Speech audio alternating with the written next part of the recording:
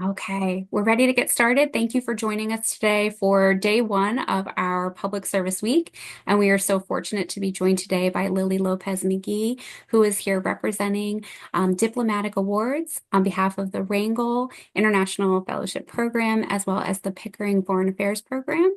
And I'm going to ask Lily to go ahead and do a brief introduction and then get us started. Yeah, absolutely. Hello, everyone. I am Lily Lopez-McGee. I currently oversee a number of programs at Howard University that are essentially hiring pipelines into the Foreign Service. And I'll tell you a little bit about what the Foreign Service is. I'm not going to assume that anybody knows what the Foreign Service is. It's one of the smaller, sort of known areas of federal service that comes up. So we'll definitely talk about that. I've been doing this work for the last 10 years or so in diplomatic fellowship programs in particular, but have been in the space of international fellowships for a long time. I am also happy to talk broadly about becoming sort of competitive for some of these awards, how to approach some of the different areas of the application process, recognizing that our programs are very specific in terms of what it is they might be hiring for, and you might be interested in other areas, and that's okay too. So we can talk about how to explore those areas of opportunity, and then within the context of these fellowship programs. So. Um, Laura, would you like me to hop right into the Yes, programs? please. Okay, Thank you. great. So I'm going to, the slides that I have today are focused on the Rangel and the Pickering Awards, but there are a number of diplomatic fellowship awards beyond these two that lead to careers in the Foreign Service. And I will talk about the other foreign affairs programs that exist, including the ones that I oversee at Howard University, as well as two additional ones that the State Department has that are related to discipline specific areas of focus. And my hope is that you'll leave here having a little bit better understanding of our programs, but also the Foreign Service in general, and what some of the areas of opportunity are with the Department of State, with the U.S. Agency for International Development, and the U.S. Department of Agriculture. So I will start by sharing with you a little bit about the Foreign Service. For the Rangel and the Pickering Fellowship programs, both have a graduate fellowship program that leads to a career as a Foreign Service officer generalist. And what that means is that while we do provide funding for a 2-year master's degree program, ultimately our goal is to have you join the ranks of the U.S. Department of State's Foreign Service. And there is a 5-year service obligation. So I like to tell you about the Foreign Service first to kind of convince you what we're hiring you for on the back end, because the career is a really dynamic one. It is one where there is change that's built into the nature of the work itself, and you get to represent the United States overseas in a capacity that essentially, again, is bringing to bear all of the different experiences that folks in the United States have. So the diplomatic corps of the U.S. Department of State are essentially the people who make up the staff members at the embassies and consulates abroad. They're the people who work in providing American citizen services. If you ever lose a passport while you're traveling abroad, you are engaging with a foreign service officer. If you happen to be an immigrant to the United States, you probably had a visa or an immigration interview with a foreign service officer. These are also the folks who keep the lights on at the embassy, quite literally the mini CEOs of these large embassy communities where they're managing lots of people, resources, and deciding what to do with those resources in that capacity. And then we do also have our foreign service officers who contribute pretty heavily to the implementation of our foreign policy, multilateral organizations, the ministries of government in those countries to negotiate how do we make it how do we bring in more business from US business into this country, or perhaps how do we get more business partners from that country and industry into the United States and exporting. They're the ones that are writing the human rights report. If you've ever read any of the publications out of the Department of State that report on the climate of a certain country, oftentimes they are foreign service officers who are pulling those details together. And then they are also the ones that are managing the international exchange and fellowship opportunities that bring international folks to the United States and help support the Fulbright and other international programs outside of the United States for US citizens. So they do a lot. And they are based in over 270 locations around the world. The only two places that we are not located for the Foreign Service are Iran and North Korea. We don't currently have active diplomatic ties with those nations. However, we do have posts near and around that manage issues related to those nations. So as a Foreign Service officer, you could end up in any part of the world. And one of the really exciting things about the State Department's Foreign Service is that you are essentially moving posts every 2 to 3 years, which means that if you are the type of person that is intellectually curious, you like to know a lot about a lot of things. The State Department's Foreign Service is an area that is ripe for opportunity. If you are the type of person that gets anxious and likes to move around in careers, or could see yourself wanting to move every couple of years in a new position, the State Department's Foreign Service is a great option for you because it's built in, it's baked into the career aspect of it. So I like to start with that just so that you have an idea of what it is that we are hiring you for. I will say that the other programs that we administer with the Agency for International Development and the U.S. Department of Agriculture also have Foreign Service agencies that foreign service officers that make up their core, and that again I will tell you a little bit about those fellowship programs themselves and how the Foreign Service differs a little bit, because this is very specific to the State Department Foreign Service. The work of our Agency for International Development Foreign Service officers is a little bit different. The locations where they serve are a little bit different, as are those for our U.S. Department of Agriculture colleagues.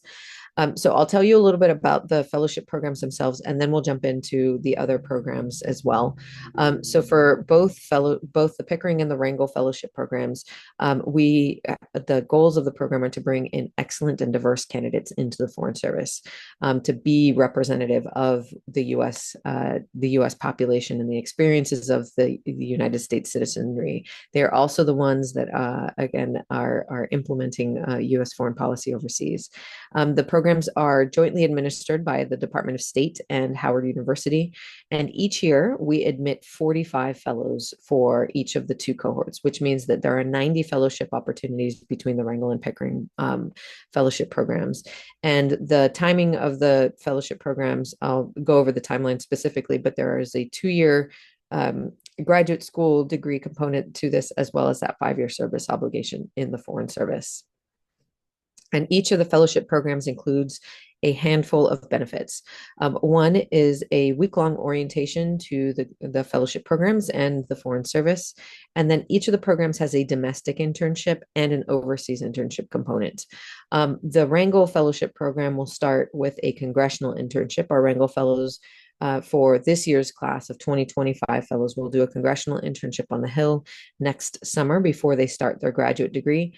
They'll complete their first year of graduate studies, and then they'll do their overseas internship in between their first and second year of graduate school. After they complete their graduate degree, and then they enter the Foreign Service that summer following their degree completion. For our Pickering Fellows, they do a domestic internship at the U.S. Department of State in Washington, D.C., and they do that internship in between their first and second year of graduate school. And then they complete their overseas internship after they complete their graduate degree. So they will enter the Foreign Service orientation class in fall of the year that they graduate.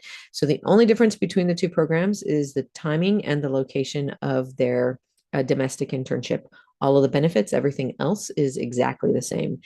So in addition to those core components of the fellowship program, we also provide mentors to all of our fellows during the course of their time with the program.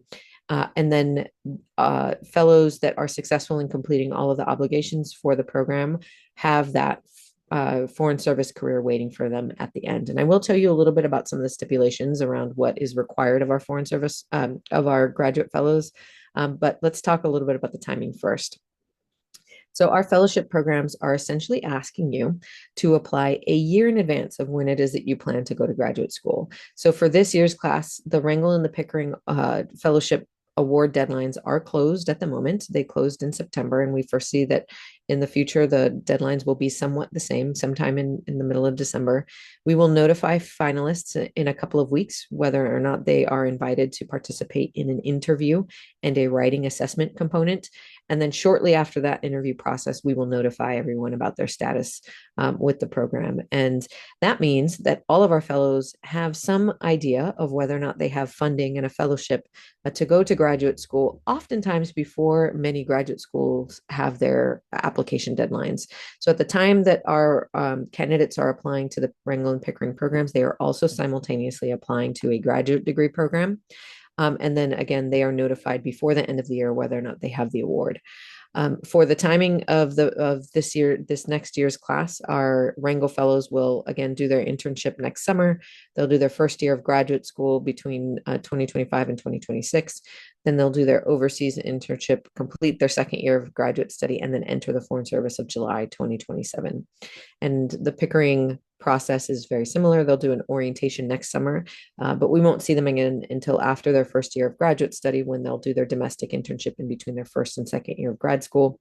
Then they'll do their second year of grad school, complete their overseas internship, and then enter the Foreign Service in September of 2027. So that's roughly the timing for each of the programs. And again, you could take this timeline and map it out in all future subsequent years, so that you can have kind of an idea of what the timeline is for the fellowships and moving forward. So there are 3 core requirements for the fellowship programs. You have to have U.S. citizenship, 3.2 GPA on a 4.0 scale. And then you have to be planning to enroll in a 2-year master's degree program that following fall. So again, for this year's incoming class of fellows that just applied, they are looking to go to graduate school next fall. And the types of degree programs that we will fund for both the Rangel and the Pickering programs are ones that align with the work of the Foreign Service. So all of that I just mentioned to you about the work of the Foreign Service, the type of degree programs that we'll fund align with that. So think public administration, public policy, international relations, business administration, social sciences.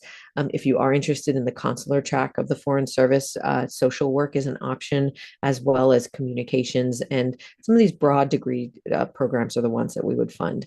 What we are not able to fund are more specific programs like public health, sustainable forestry, agriculture. Those are all ones that might be too specific for the State Department's Foreign Service, and Pickering and Rangel in particular. But again, we have a couple of other programs that I'll mention in a few minutes that will fund those types of programs. And again, our candidates are applying to the graduate school programs simultaneous to the time that they're applying to the fellowship programs. I'm going to skip the application checklist and just talk a little bit about the award itself. So the Pickering and the Rangel programs will provide up to $24,000 towards tuition and mandatory fees for each year of that 2-year master's program.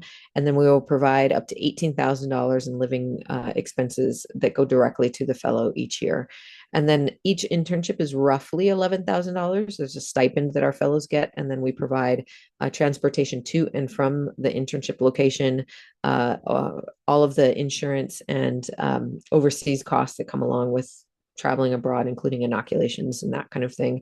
For the domestic internships, we do also provide either a housing allowance or housing for that first summer that they're with us.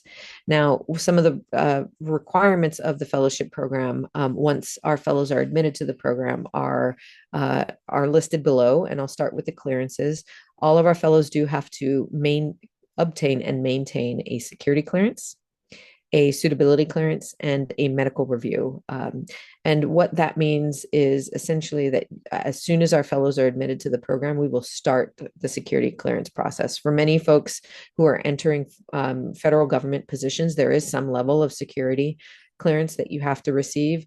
And if you'd like to go into more depth about what the security clearance process looks like, our websites do have a lot of information about what to expect, what it is they're looking for, and some of the common issues that come up with those clearance processes.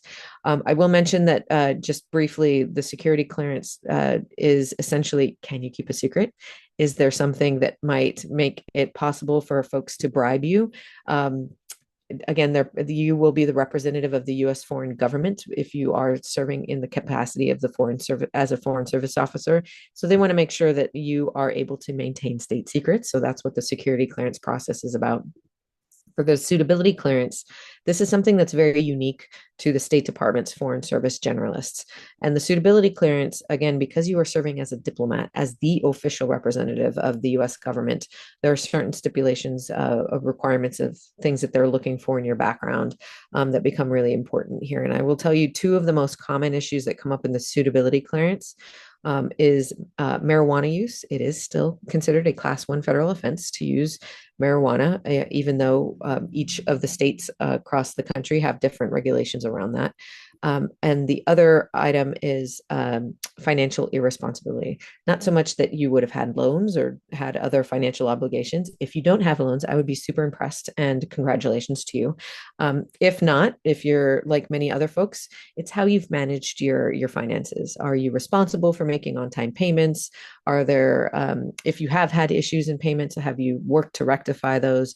Those are all kinds of the things that they're looking for in the suitability clearance. And those are often the two top concerns that come up with the suitability clearance. And then for the medical review, this is just making sure that you are able to serve in a country that perhaps doesn't have the medical care that is top notch or has access to regular medical facilities, depending on what post or tour it is that you're on.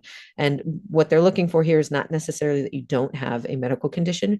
Folks in the Foreign Service, folks have maintained long-term chronic illnesses and conditions very successfully overseas. They're looking for here is, are you able to manage this in an international capacity?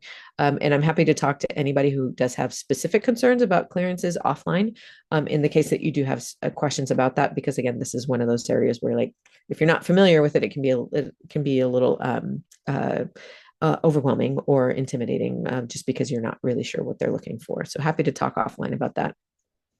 The last requirement that I'll mention here, because I've already mentioned the 5-year service obligation, is that all of our Rangel and Pickering fellows do have to take the officer test, the written Foreign Service officer test, and then they have to take and pass the oral assessment. So for those of you who may not be familiar, the traditional way of coming into the U.S. Department of State's Foreign Service is you take a written exam. If you do well enough on the written exam and they like your qualifying essays, sort of why it is that you want to become a Foreign Service officer, they will invite you to take the Foreign Service officer assessment, which includes a 3-part exam that includes a interview process, a group dynamics exercise, and a case management writing exercise. And if you are able to pass that officer assessment, then you are invited to join the registry. And the full process of completing the officer assessment includes it can take anywhere from 18 months to 2 years. So if you have to take it anyway, if you're planning to become a Foreign Service officer anyway, why not go through the fellowship programs if that's something that's of interest to you? So the State Department does have 11 dimensions of skills, essentially, that make up what can make you competitive for the Foreign Service. And I would encourage you to take a look at them. These are all ones that are common across employment sectors. The one that I would maybe emphasize for the Foreign Service in particular is this cultural adaptability. And they used to have one that was on here that was resilience. And that's in large part because sometimes serving as a Foreign Service, while it is very rewarding, can also be somewhat challenging. So I would encourage you to take a look at those, in large part because many of the components of our application are assessed against these 11 dimensions and potential for success in the Foreign Service. So I'm going to pivot here just a little bit to focus on some of the specific fellowship components. Here for the graduate school component, there are a couple of requirements of the types of programs that we funded. I already mentioned sort of the discipline focus, but there are some additional requirements. One is that they do have to be 2 years full-time and in person. They do have to be US-based institutions, and then they do have to be based on, again, those broad-based discipline areas for the Foreign Service. All of our fellows are required to attend full-time.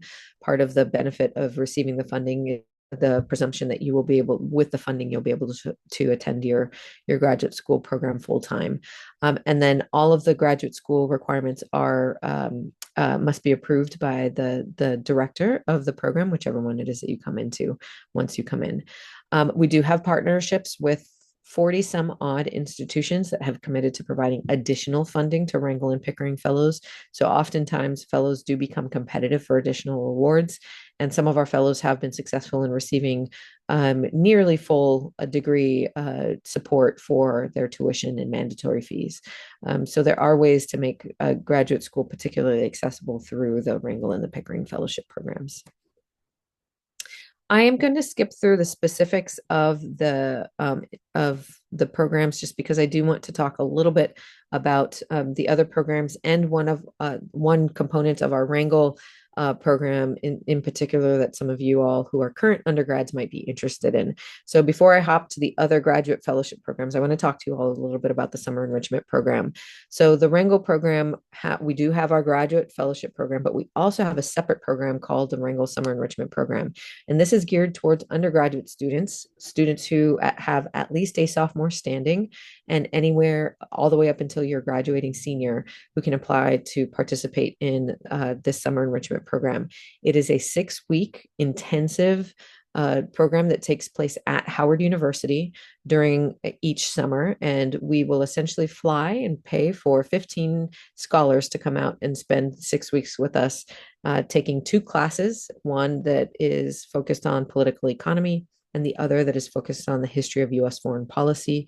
And then we essentially take them around Washington, D.C. and introduce them to careers in international affairs.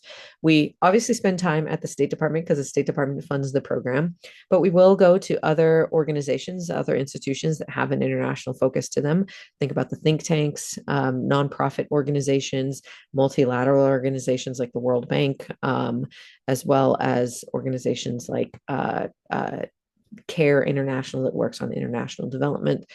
We will also look at the profiles of the 15 scholars who are joining us that summer to give some direction, so that if we see that there are a few scholars that are really interested in international law, for example, we will look at organizations that have a component that would focus on international law, to get some of those career panels together. So we will do a lot. This is an opportunity for our scholars to also spend a little bit of time digging into what it is that they want to do. So if you're still kind of figuring out what area of international affairs is of interest to you, the Rangel Scholars Program is a really great opportunity to get exposure to it without necessarily the on the hook after the program happens. So it is just the 6-week program. Once you're done with the 6 weeks, that's kind of it. We do track our alumni to see where it is that they go, but there's no obligation afterward. So we do pay for travel to Washington, D.C., tuition for the 2 courses that you take, room and board, and then we do provide a stipend of $3,200 for scholars, in large part because we know that oftentimes it's not easy to take 6 weeks off from the summer, especially if you do rely on work in order to maintain finances for supporting yourself in undergrad. For the summer enrichment program, there are 3 core requirements. You have to have US citizenship at the time of the application. You have to have a GPA of a 3.2, and then you do have to have full-time undergraduate status, and be at least a sophomore in terms of credits, in order to apply to the program.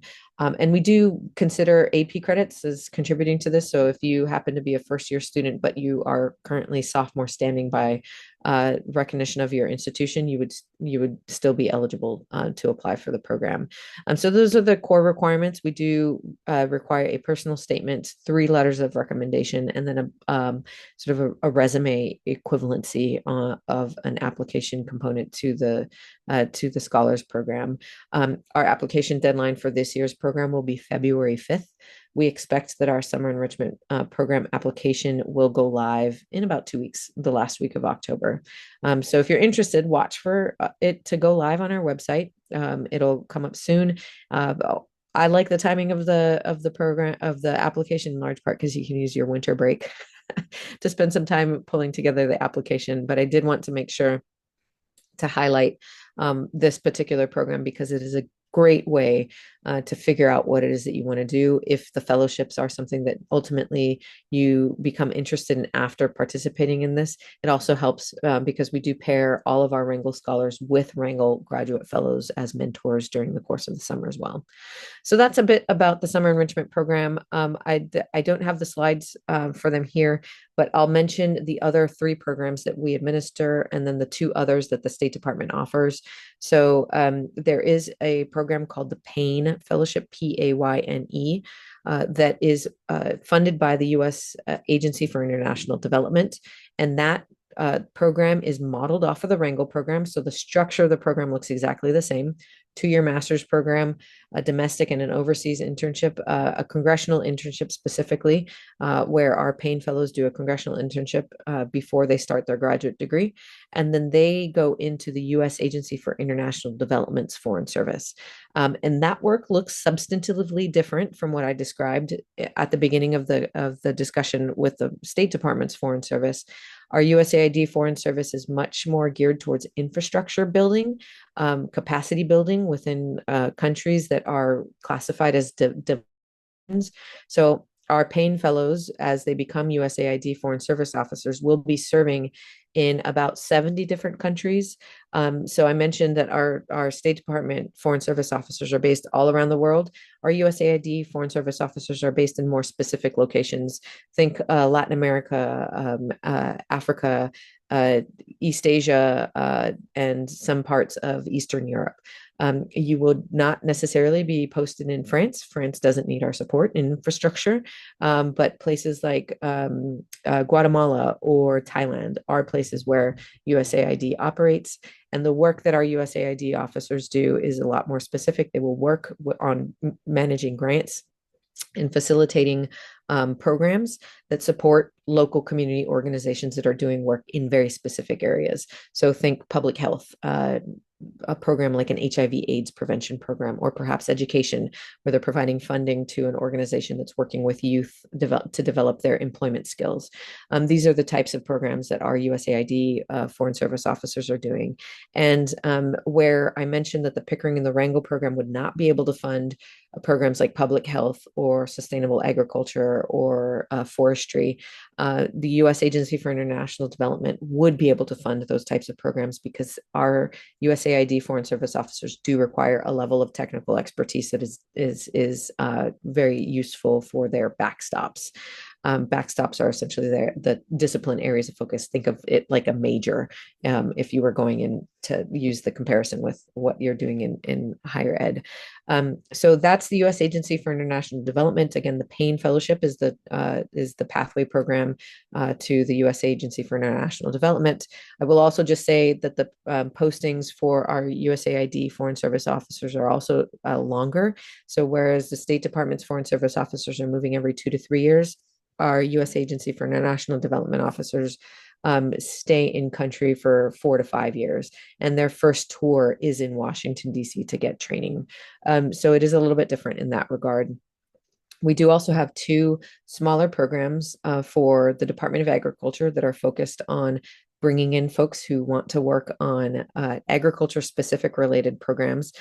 Think building capacity in countries where perhaps they would like to do business with the United States and importing beef products. I'm just thinking of Argentina. Argentina wants to send their beef products to the United States. Our USDA Agricultural Foreign Ag Service folks are the ones that are working on capacity building programs with those folks. They're making sure that their inspection and compliance is in line so that those businesses can import to the United States. So think of keeping our food system safe and secure in that regard. And our ag service folks tend also to be very focused on agriculture. So the graduate programs that we would fund for those fellowship programs tend to be focused on either agribusiness, agricultural development, any program that kind of gets into the nitty gritty of exploring how to administer agriculture programs. So those are the 2 USDA programs. And then there are 2 that are not housed at Howard, but the State Department administers that are much more technical in focus. There's one called the Foreign Affairs there's information technology fellowship program. So if you're computer science, data engineering, you might be interested in that program. It's shorthand, it's called the FATE program, FAIT, and it is modeled off of the Pickering program. So our FATE fellows do a graduate school 2-year master's in an area of relevance to IT. And then they have a domestic and an overseas internship, and then will ultimately become foreign service specialists in the area of IT. And then there is one additional fellowship program called the Clark Diplomatic Security Fellowship Program. So if you are interested in law enforcement or criminal justice or those types of things, our diplomatic security fellowship program may be something that you're interested in. These are essentially the folks who keep the embassies and consulate communities safe overseas. They're managing the security risks at post. They are working with the Marine Guard that's posted at embassy to do that kind of work. So that's my spiel. I went over by, I think, a couple of minutes, and I'm not sure if we have time for questions, but I am happy to take questions if there is time. It's back over to you, Laura. That was excellent. So informative, really helpful. So not at all upset about any extra time spent there. I'll kick us off with a question if that's okay, and then we'll see if anyone else in the audience has anything that they'd like to add in. I feel like you did a really great job kind of outlining the many, many different opportunities. So for our students at Rutgers Camden, as we talked a little bit about earlier, giving them the sense that there are just so many different pathways from your undergrad, whatever your major and your area of focus might be, into these different career options. One of the things that crossed my mind while you were sharing is, are there particular types of experiences that you'd like to see on an applicant's resume, types of, maybe government involvement or work experiences, volunteering, or other skill sets? You mentioned some work in Latin America. I'm thinking about languages. Are there things that you would look for or recommend that folks consider now? Absolutely. So there are some common areas of interest that our fellows bring with them. And I'm going to suggest to you two things. You'll notice that and I'll put the slide back up. The 11 dimensions for the Foreign Service are broad based in that they do not require that you have international experience. And I say that because we do also assess candidates on this, that while international experiences can certainly help articulate why you're interested in the Foreign Service and why the Foreign Service is something that you want to do, we're not necessarily looking for the folks who have traveled extensively. How can you articulate that this is a career that's of interest to you and demonstrate that through perhaps other areas, right? We have lots of folks who work on domestic issues that have very clear alignment with doing international work. And I think of the folks that are working with refugee communities or with immigrant communities or volunteering at a local shelter in terms of reestablishing, connections to people that are involved in community activism and organization. Those are all ways that you can align with the dimensions. So I say that to say that oftentimes and I'll say that for me, I kind of saw myself in this as an undergrad as well. Like, I don't have all of those experiences. So what makes me competitive for something like this? And I will say, if you have any of the skills that are on here, it's likely that you have the potential for success in the Foreign Service. And there are a lot of different ways that you can do that. You can demonstrate that through internships. There are internships that you have participated in that can kind of align that, yes, I would like to do this type of work. I've done policy writing, for example, or perhaps I've done work with local organizations. Those are all ways to demonstrate that. Or volunteer experience. It doesn't have to be like an official capacity. You could be volunteering with a local church group, for example, or you are a student organizer on campus and you have been very involved in campus organizing. Those are all the types of examples that demonstrate that you're interested in public service. We're hiring you as a federal employee, so you're going to be a public servant as a Foreign Service officer. So the ways that you can kind of demonstrate that and say that you are committed to representing, the U.S. citizenry overseas can come in a multitude of different ways. The other thing that I would mention is that I wouldn't leave off experiences that are service focused. And I say this specifically for the folks who might have to work in undergrad. If you have worked in service industry, those are some great ways to practice negotiation skills. How many times have you interacted with a perhaps a client or someone who is, if you, I'll just say, if you were working at a place like McDonald's, you run into very interesting characters all the time. You're negotiating, you're working on conflict, you're trying to be objective in determining how to address a certain situation. So, as long as you're making those connections clear about the skills that you've been able to learn in those experiences, put them all there. Don't leave anything off because it doesn't seem international enough, in large part, again, because there are lots of different ways to express or to present skills in this area. And it's up to you to tell the committee why it is that you're at the point where you know that you want to become a Foreign Service officer. And then use the examples in your background or perhaps the opportunities that you've sort of maximized in your experience that have brought you to that area. The other thing is that it doesn't always have to be really formal. I know candidates who have come and been really competitive in our programs because they've done classwork in addition to perhaps fulfilling family obligations. And I say this because, again, there are people who have lots of come from different walks of life, and perhaps you're not able to participate in an internship because you have family obligations, because you're contributing to your family economic status, or you're helping siblings, or you're helping an elderly member of your family. That's all caretaking, right? There's a whole lot of that you can kind of add to that as well in terms of how you've contributed to your own home status as well. The other unique thing about our programs is that we ask for a financial need statement, which feels a little weird at first because you're like, why do you want to know about my financial need? All of these programs are geared towards folks who might have significant need in going to graduate school. So we do also ask you to kind of tell us a little bit about that background, and we can talk about that if that's helpful. But there's no one profile, in the same way that there's no one profile for a foreign service officer. It's the same for the fellowship program. While there are folks that have maybe common interests, none of their experiences are exactly the same because they've all followed different paths. So it's up to you to communicate how that path has brought you to the point now where you're really interested and compelled in working in the foreign service. Thank you. That's so helpful. I mean, I think it all kind of circles back to how you led off that these initiatives are designed to increase the diversity of the Foreign Service. And I appreciate that you celebrate those things in your applicants. I think that that will resonate a lot with our Rutgers Camden students, many of whom fit those profiles that you talked about as caregivers, working students, more than half of our campus receives Pell to support Mhm. their studies. So I think that these things will definitely track with our audience. Yeah. Oh, and I didn't mention the note about language. You asked about how language fits into here. Language is not a requirement. Again, it can be one of those things where you talk about it if you do have language abilities, or maybe you're a native speaker. There are certainly ways that you can draw into that. But if you don't have them, that's also okay. The Foreign Service actually pays you to learn languages. I know it's crazy. If your first tour is, for example, in some place like let's say you're posted to Vietnam, but you don't know Vietnamese. The Foreign Service will pay you to learn Vietnamese to the level of proficiency that you need. So while language can be helpful, it's certainly not a requirement for our fellowships. Excellent. All right, so we'll open the floor in case any of our students have questions.